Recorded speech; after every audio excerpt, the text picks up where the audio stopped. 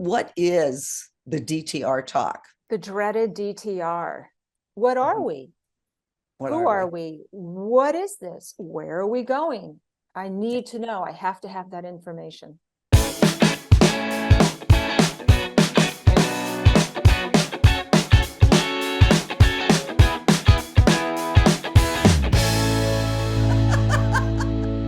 Thank you again for joining us on Second Act TV. So happy to once again be welcoming back Treva Brandon Scharf, the author of Done Being Single and the same title of your podcast with Robbie, Done Being Single. Treva, thank you so much again for being here today. Thank you so much, Silke. I love being here. I love you. I love your audience. I love your show. Thank you for saying that, and they love you, and I think they're going to love our conversation today. At least I hope so. Certainly our women, because this is something that we maybe especially are obsessed with, especially what's written out there, and that is having the talk. What is now called the DTR, define the relationship talk. And you actually wrote a whole article on that, which it brought that to my attention again, that this is a subject we need to talk about. So let's first of all, let me throw it over to you. What is the DTR talk? The dreaded DTR. I'm getting sweaty. I'm breaking out into a cold sweat just thinking about it.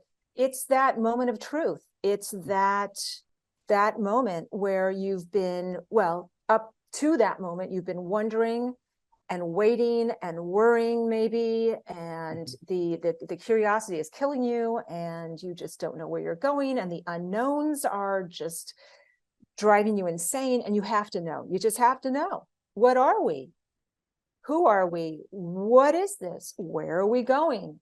I need to know. I have to have that information. Yeah. What's interesting to me about this whole DTR, defining the relationship, which is now actually that's a recognized term or acronym, is that it's really what we had was going steady. A guy would ask you to go steady. It's either yes or no. And then you were going steady and you kind of knew what that meant. Now it's, especially with the younger people, this has gotten so complicated that what is defining the relationship? We have to sit down and put out this manifesto of what that means in terms of exclusivity, it's just so complicated that I think is in maybe many cases, it could actually hurt a relationship that could go forward. And I want to discuss that with you just a little bit before we get into how to do it. It can backfire. It can be a positive too. It can take your relationship to the next level. It can open up some conversation and some discussion, which is healthy, right? It can also backfire, as you mentioned. And I actually have a couple friends that just happened to, and you and I were talking about it yesterday. They seemed to be quite happy, and it went on for about 1.5 years, and they were having a great time, except that she really wanted something serious. She wanted a serious commitment.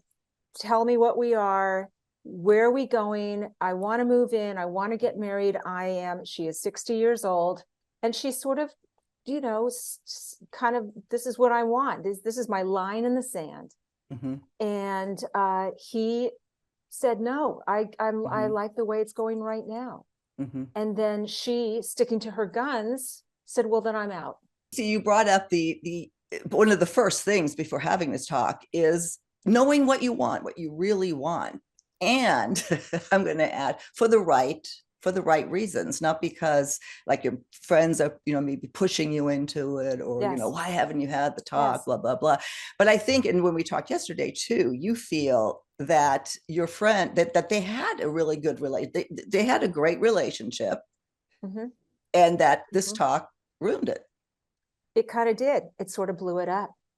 And her friends, me included, although I did take, I understood both sides, because as someone who had wanted to get married, and marriage was important to me, I understood what her values are. Those are her core values. She really wanted that. Okay. That was a non-negotiable marriage. It's either marriage, it's all or nothing. But then the other side of me said, what are you doing? Why are you blowing this up? Why can't you just enjoy each other and keep going and see where it goes without having the need, this obsessive need to either control it or know where it's going and have some, that feeling like I need to know the future, which again, that part of me understood as well. So, but yes, having the talk, look what happened. He could have reacted differently and said, come to mention, now that you mention it, I actually want to take it to the next level. And you know what? I have been thinking about you moving in, but he didn't. And it actually gave him an opportunity. It gave him an out. Yeah. Yeah. I'm going to be really interested in the comments on this, because I think some people, especially women, are going, of course we have to have this. I want to know where we stand, especially, if we're having sex or not. And there's a lot of validity there. I'm not saying that you should or shouldn't, by the way. That's why I find this discussion interesting. I was always of the opinion that, yeah, you need to know where you stand, so ask. And then when I read more and more about it, and especially the way it's developing now in our dating culture, are we ruining something good? I really feel that the talk is it's okay.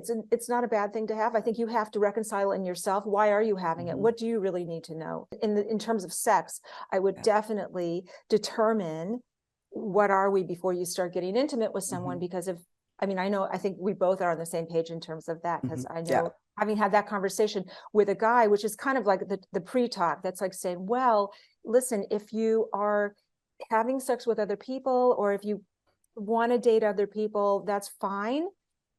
But I don't want to start having sex or be intimate with you until I have a sense that we are kind of intimate, what's the word? Exclusive. Well, there, you just brought up the word that I think is more key than defining the relationship. That's what kind of puts me off too. And I think what could put other people off. I want to know if we're exclusive, and I expect you to be exclusive, and maybe defining what exclusivity means. Obviously you don't sleep around, but even, can you go to lunch with an old girlfriend? No, in my book. That's also a nerve-wracking conversation. It's almost like you're having two talks, right? The first one is in the beginning, where you establish, well, okay, are we exclusive? Are you seeing other people? Is it safe to have sex with you? And then the other talk many months down the road is like, well, are we going in the right direction? And where are we going? And are we still exclusive? And is this leading to something else? I had that with Robbie, actually. We had that talk when he actually asked me to move in with him. Long story short, I thanked him and said no, because I wanted, kind of like my friend, it was a little bit of all or nothing. If I'm going to move in with you, it's not that it was an ultimatum for marriage. It was just like, I'm going to give up my life and my house and and that was not interesting to me. And which then, ball in his court, then he said, oh, okay, well then, will you marry me? It was the last thing I was expecting. And but having that conversation, which by the way took many glasses of wine, and I was sweating, and I thought, oh God, we're over. This is over. This relationship is done. Because the minute it starts getting heavy and serious, right? That's when you start hyperventilating. And I thought, oh, it's been fun. Nice knowing you. And then it turned out completely different. Well, and the rest is history. You've been married for over 10 years now, so good. Right. Well, let's talk about how to do it, because there's a little bit of disagreement on that as well. And you say in your article that don't give the power to somebody else with certain questions. Talk to me about that. What should we not ask? There's a fine line between getting your information, getting what you need to know, and sort of groveling, that bringing up feelings of inadequacy and inferiority and powerlessness. Like, tell me, determine my fate. I'm asking you, what are we? And in asking, what are we, you're telling me what my fate is going to be. You say here, like, where's this going? Do you want to be in a relationship? What are you looking for? Don't set yourself up for that. Be the one that just, hey, this is what I'm looking for. Yes, state what you want. That has to be part of it. You can't just be sort of a passive recipient, or else you'll feel really shitty about yourself. So I would definitely go in, first of all, I hate to say this, expecting the worst, because And if anything else happens, okay, delightfully surprised, right? Maybe they're going to throw out some other different kind of, well, because this happened to me. We can just keep going and keep dating and see where it goes. Mm-hmm. And that was a scenario that was unacceptable to me, because Mm-hmm. that felt like, oh, then you're going to wait to either fall in love with me. It's been 6 months. Mm-hmm. You're waiting for something. Are you waiting to glean more information about this and me? Because I feel like you probably should have everything you know about me. And Mm-hmm. I am, sorry, this is as good as it gets. It's probably, at this point, am I going to get any better? It felt like a little bit of a challenge that I wasn't, that I had to stop and say, Mm-hmm. this is it. I Yeah. cannot be any more wonderful than I am now. No, you can't. No, you can't. Well, and then one of the things you say that if you are like what you just described, if you're doubting, if you're wondering why he's not doing that or she's not doing this, I mean, this goes, both ways for men as well. That if you're constantly thinking about that you probably already know the answer in that case and be prepared. Mm-hmm. Yes, you probably already know. With that said, though, I need to caution everybody to determine what their attachment style is. Mm. And I don't know if you've had episodes about attachment theory. Absolutely. Have we talked about it? It's really important stuff to know about yourself. So I tend to be a little bit of an anxious attachment style. Me too. So to me, right, I'm hyper vigilant to little like signs and signals and cues. Okay. So that can play with your head. That really fucks with your mind. You could be, most of the time, it's just the voices in your head, it's those paranoid voices, when in reality, no, it's actually not. Maybe your partner isn't giving you any signs. And I do, in all honesty, I'd be lying if I told you that there are still times where I have to check in with Robbie and make sure, are we good? Because I totally understand that. As secure as I am, yep. Old habits die hard. You've got old programming, yep. and old loops that are still playing in your mind, right? Yep. And it takes us an understanding partner to be able to hold you and walk you through those vulnerable moments. And you will get them if you have like an anxious or avoidant attachment style. Yeah. Well, thanks for sharing that.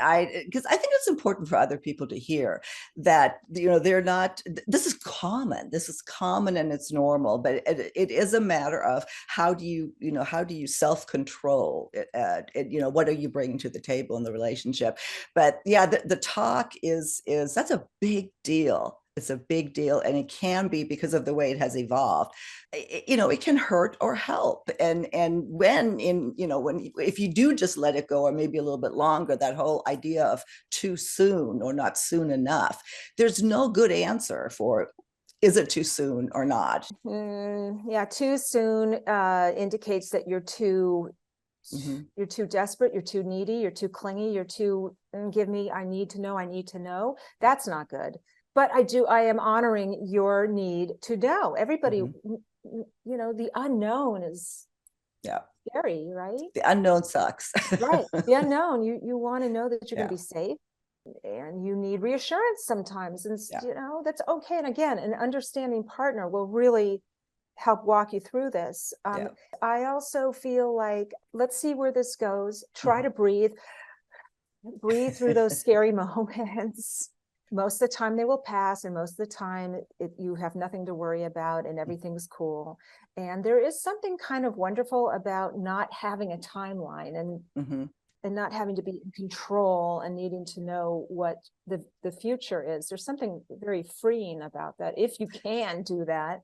Yeah. Well, and really, you don't know what the future is. You can't control it. And that's why I wanted to have this conversation today, because it's not a black and white that you have to have this talk, that you have to define your relationship. It depends on the people, depends on the situation. So I guess what I want to say, we're starting to come to the end here, is that don't automatically assume that this is something you have to do, especially if you're being pressured into it.